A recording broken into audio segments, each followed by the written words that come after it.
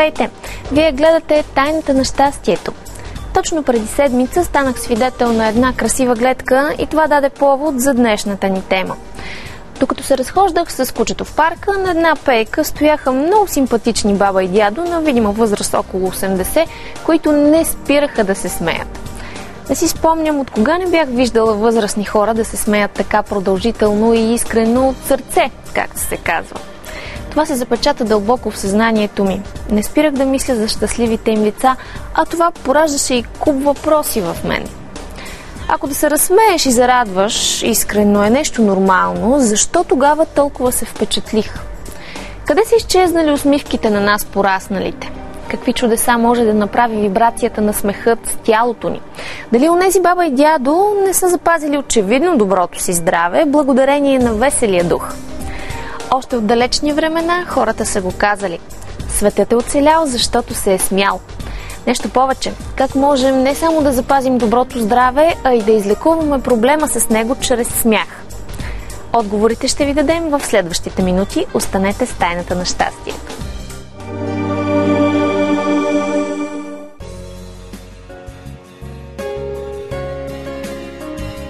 Независимо къде сте родени, на колко сте години и от каква култура произхождате, със сигурност владеете най-универсалният език на планетата, с който винаги и навсякъде ще бъдете разбрани.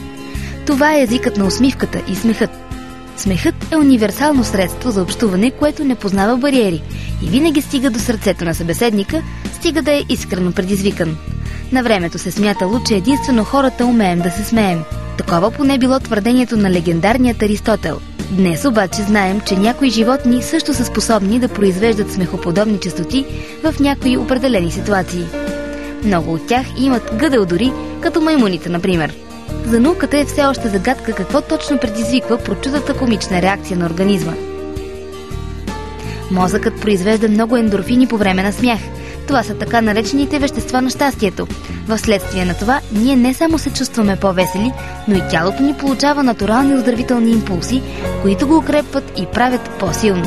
От производството на адреналин по време на смях пък се усилва чувството ни на сигурност и защитеност.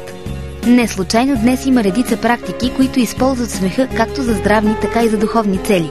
Известни са различни методи за смехотерапия. Тя е средство най-малкото за преодоляване на депресията и негативното светоусещане. Известни нейни подразделения са още хуморотерапията, при която се четат смешни анекдоти, вицове, книжки и се гледат хумористични филми. Клоунотерапията, предписвана по-често за деца, които биват разсмивани от клоун. И дори медитация със смях, както и йога на смеха.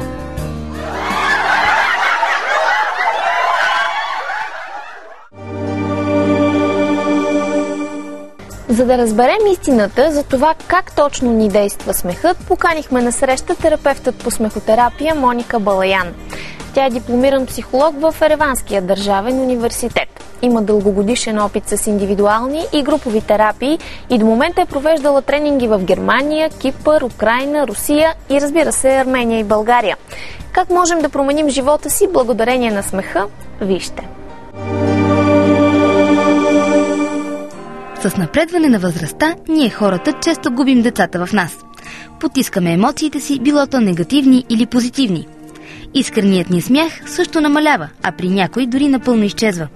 Тогава на помощ идват различни психотерапевтични методи, един от които е смехотерапията. По-силно! Да гръмне камерата! Сега!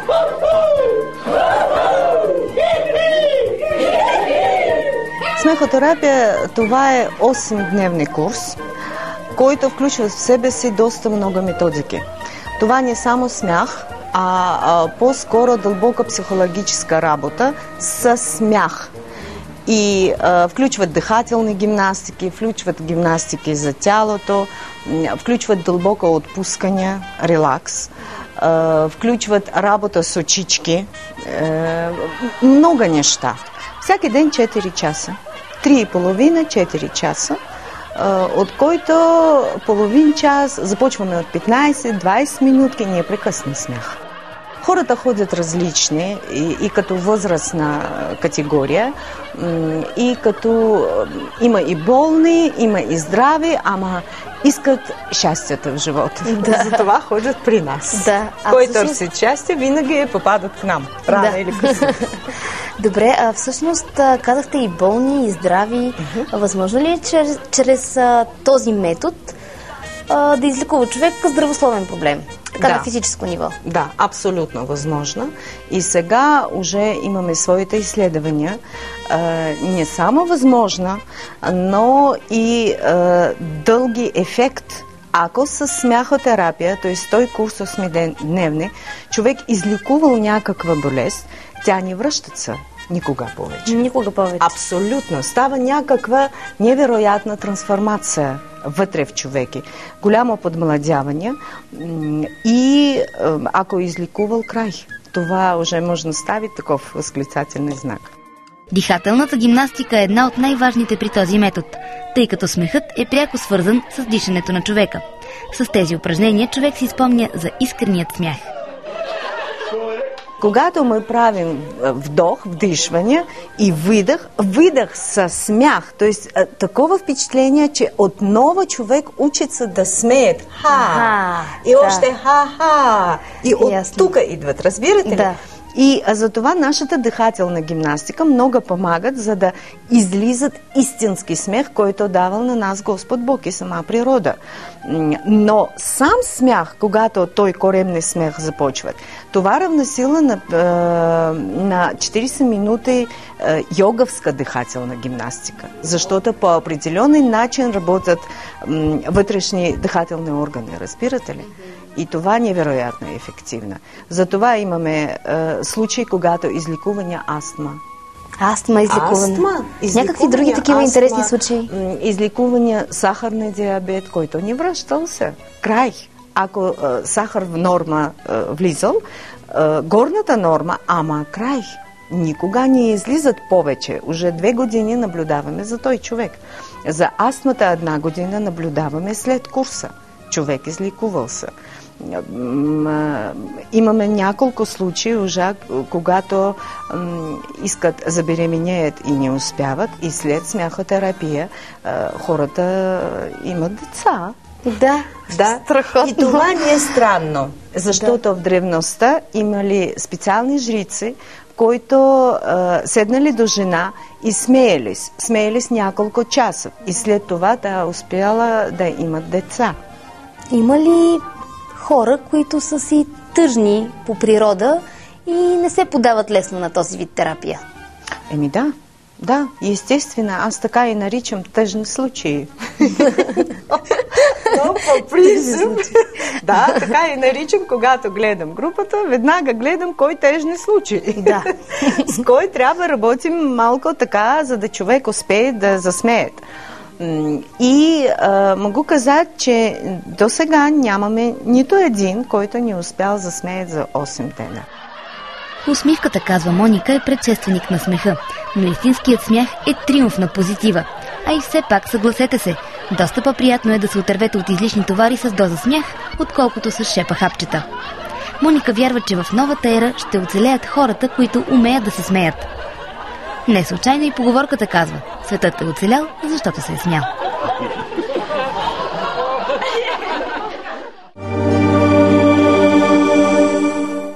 За да се убедим в истинността на всичко това, попитахме млада жена, която е посещавала курсове по смехотерапия.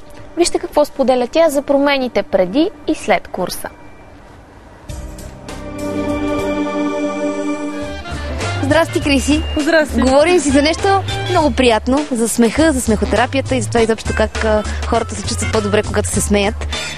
Ти си ходила на такъв курс за смехотерапия. Защо реши да отидеш? Реших да отида, защото ми беше скучно. Беше ме обзела апатия и реших, че това може да е ключа към разрешаването на проблема.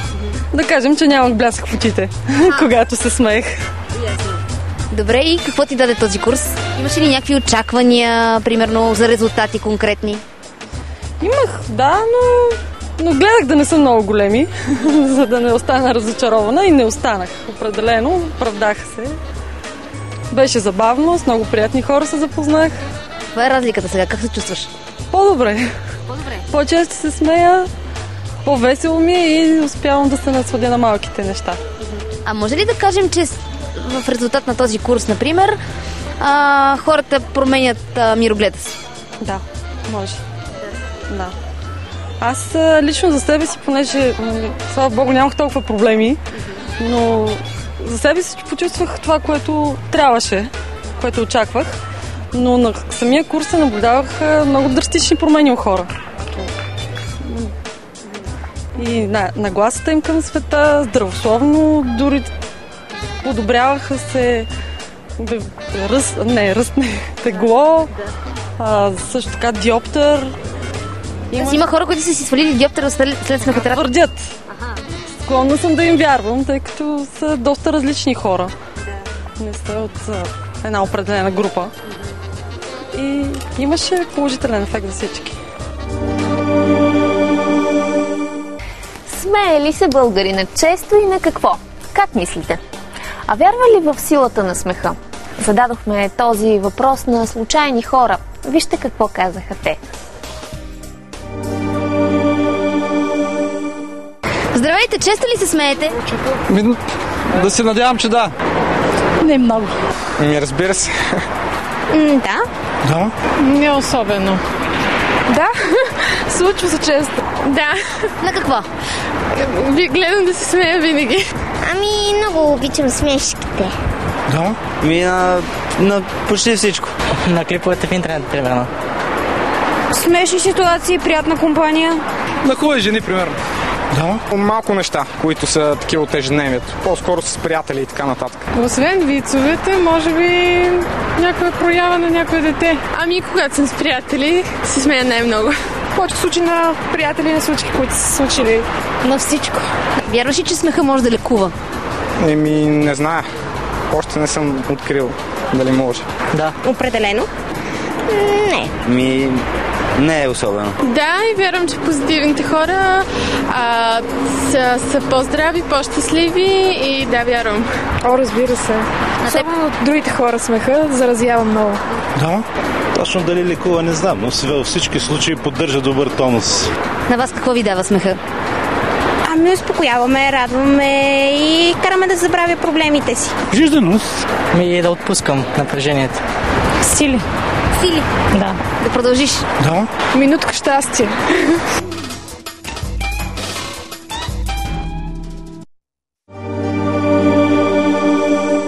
Сигурна съм, че всеки от вас има любими комедийни актьори, чието образи предизвикват неистов смях още в момента, в който ги видим.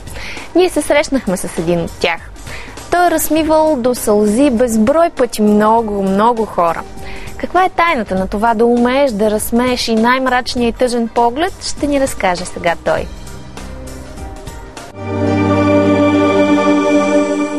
Имаш повече от 15 със сигурност години на сцена. По 2. Плюс 3. Да. Така от дългогодишния си опит, според тебе, на какво най-много обича да се смее българина? Най-много обича да се смее на другия.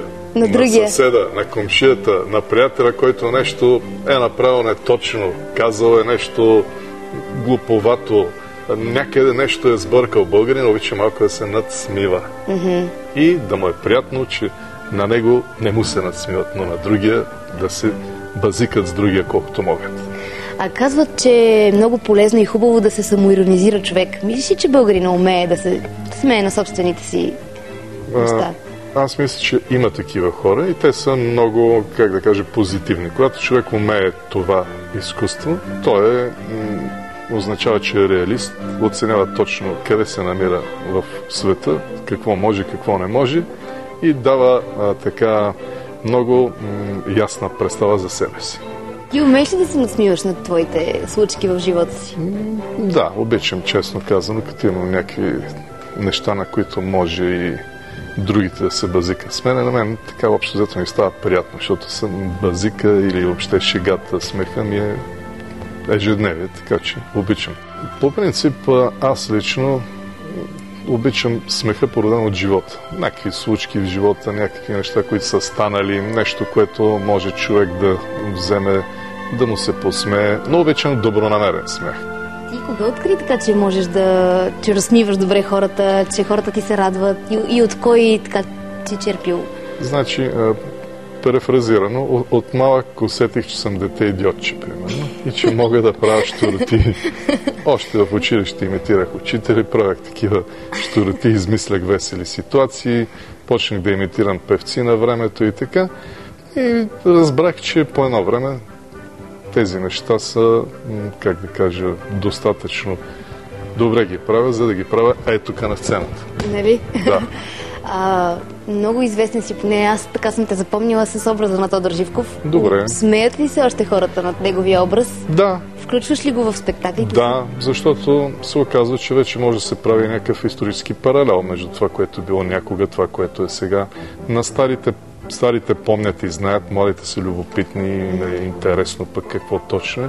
Така че има уродство от историята в случая, ако ги вплетем така в образа на Тодор Живков, са показателни, много планови, може да има много така изводи във всякакви посоки да се правят, така че този образ също е много така интересен.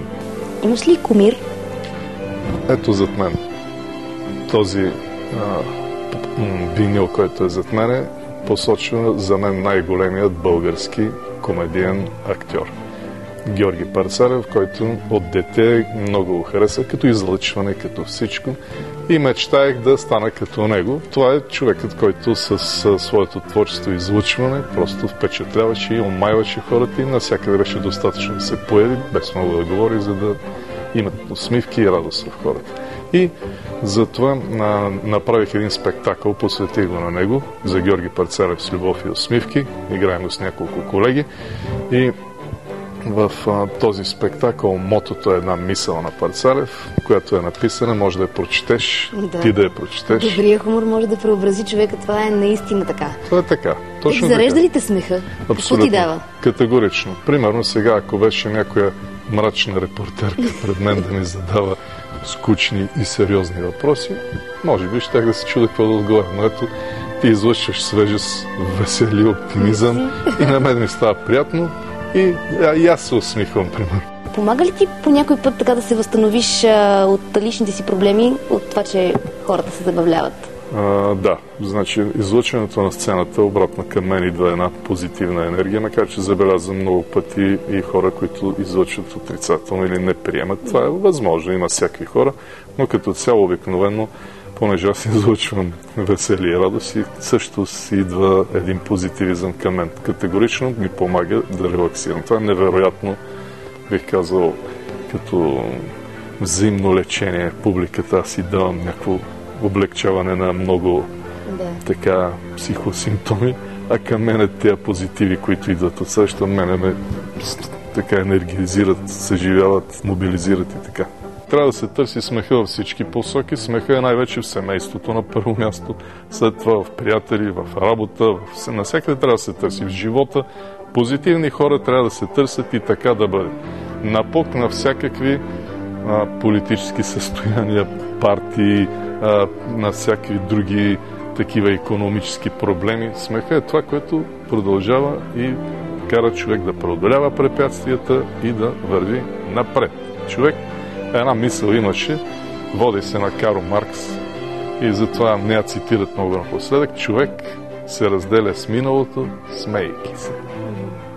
Венци Мартинов продължава да радва всички фенове, а повече информация за неговите спектакли може да намерите на сайта му в интернет.